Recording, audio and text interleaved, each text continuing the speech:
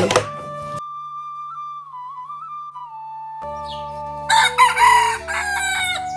Hello বন্ধুরা, কেমন আছো সকলে? আশা করছি অনেক ভালো আছো, অনেক সুস্থ আছো। আমিও উত্তর দিনাজপুর থেকে পায়েল অনেক অনেক ভালো আছি, সুস্থ আছি। আমার নতুন ব্লগে তোমাদের অনেকটা ভালোবাসা জানিয়ে শুরু করছি তবে আমার নতুন ব্লগ। চলো আজকে সকালটা শুরু হোক বিছানা গুছানো দিয়ে। বিছানাটা আমি প্রত্যেক দিনই গুছোতে পছন্দ করি, কিন্তু যখন আমার মন খারাপ থাকে তখন একেবারে ভালো লাগে না। মনে হয় কেন যে এই বিছানা গুছানোর নিয়মটা হয়েছিল, ওরমভাবেই ঢুকে দিতাম মশারির ভিতরে, আবার ওরমভাবে বেরিয়ে যেতাম। কারণ প্রত্যেক দিন এই মশারি গুছোতে গুছোতে আমি বড্ড ক্লান্ত বন্ধুরা, আর পারছি না। কোনোদিনও বড় একটুখানি হেল্প করে, কিন্তু বেশিরভাগ সময়টা আমাকেই গুছোতে হয়। তারপরেই চলে আসলাম সংসারের রান্নাবান্নার কাজে, কারণ সকালেই বর যাবে স্কুলে খাওয়া দাওয়া করে। তাই তো ঘরে যেটা ছিল সেটাই আজকে রান্নাবান্নার আয়োজন। দেখো, বেগুন দিয়ে লাপা শাক, যেটা শীতকালের প্রধান শাক। ঠিক আছে, আমাদের গ্রামগঞ্জে এই টাটকা শাকগুলোই আমরা দৈনন্দিন জীবনে খেয়ে থাকি। তো দেখো, বেগুন দিয়ে টাটকা শাক, আর সাথে হচ্ছে গিয়ে ভাত, আর সাথে লাল লাল আলু সেদ্ধ।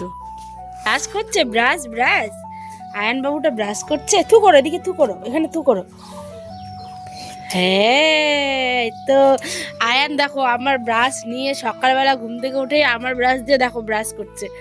ভাবো, এইটুকু বাচ্চা আস্তে আস্তে কত কিছু শিখে যায় গো মা। আমার ব্রাশটা, ওর ব্রাশটা ওই যে কোথায় হারিয়ে দিয়েছে, 100 বার করে নিচের দিকে ফেলে দেয়, টেবিলের নিচে। ফেলো, থুতু ফেলো, থুতু ফেলো। হ্যাঁ, সাইডে করো। হ্যাঁ হ্যাঁ। আনা বাগেল না না না, ব্রাশ করো দাও, করো দাও, আসো আসো। তো দেখলে আমার সোনা ছোট্ট আব্বুটা ঘুম থেকে উঠেই কিন্তু ব্রাশ করছে।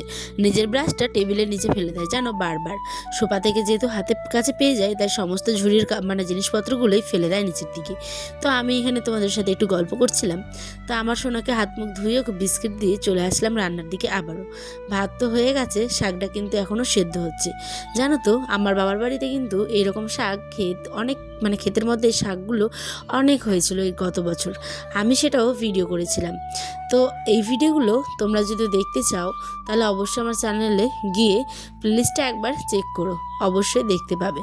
আর হ্যাঁ, এখানে বাকি কম্বলগুলো গুছোতে আসলাম। এই কাজগুলো করতে করতে সংসারের টুকিনাকি কাজ দেখো সকাল গড়িয়ে কিন্তু সন্ধে হয়ে যায়, বুঝতেই পারি না। অথচ নিজেদের জন্য সময়টুকু খুঁজে পাই না। এই এডিট, এই ভিডিও করা, শ্যুট করা, বাচ্চা সামলানো, কাজ সামলানো, বরের যত্ন করা, নিজের ছেলের যত্ন করা, কোথাও গিয়ে আমি নিজের যত্নটাই করতে ভুলে গেছি দিন দিন।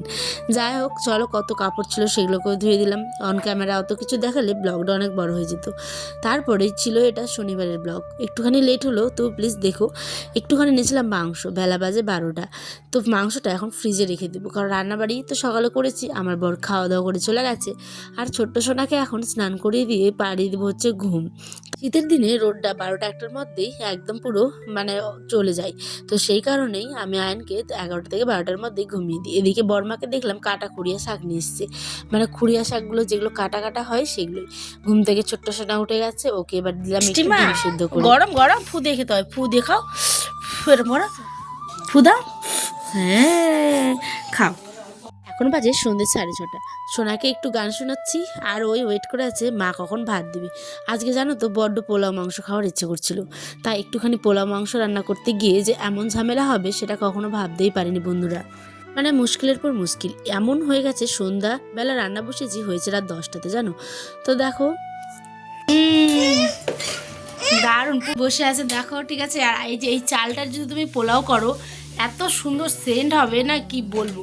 তো আমার কাছে যেহেতু একটু গোটা ফল, মানে এলাচটা নেই, শেষ হয়ে গেছে। তো সেই কারণে এলাচটা আয়নের আব্বা আনবে, তারপরে কিন্তু আমি এটা রান্না করবো, ঠিক আছে। আর বাবা যে এসেছিলো, ওই যে তোমরা ভিডিওতে দেখেছিলে, সেখানে মা দিয়েছিল খাসা চাল। তো দেখো, আজ আমি লবণ পোলাও বানাচ্ছি। ভিডিওটা আমি কিন্তু অবশ্যই শর্ট ভিডিও একটা দিয়ে দেবো, সেখানে তোমরা একবার চেক করে নিও। ওখানে পুরো রেসিপিগুলো দিয়ে দিয়েছি। আজকে বড্ড রাত্রি হয়ে গেছে বন্ধুরা, আর পুরোটা শেয়ার করলাম না। গ্যাসে বসালাম হচ্ছে পোলাও, আর মাংস করতে গিয়ে দেখি আমার গ্যাস পুরো শেষ। তাহলে ভাবো কি অবস্থা, পোলাও করতে করতে 8:30 9টা, এবার মাংস করতে করতে 10টা। তো দেখো, রাত্রেবেলা আমার হচ্ছে শাশুড়ি মা নামাজ পড়ছে, আমি নিচে দিয়ে কিন্তু মাংস রান্না করছি। শর্ট ভিডিওটা অবশ্যই একবার চেক করে নিও। এবার আমরা খেলা দেখতে দেখতে আমাদের রাত্রে ডিনারটাও সেরে নিই। তোমরা ভালো থেকো, সুস্থ থেকো, আবারও গল্প হবে।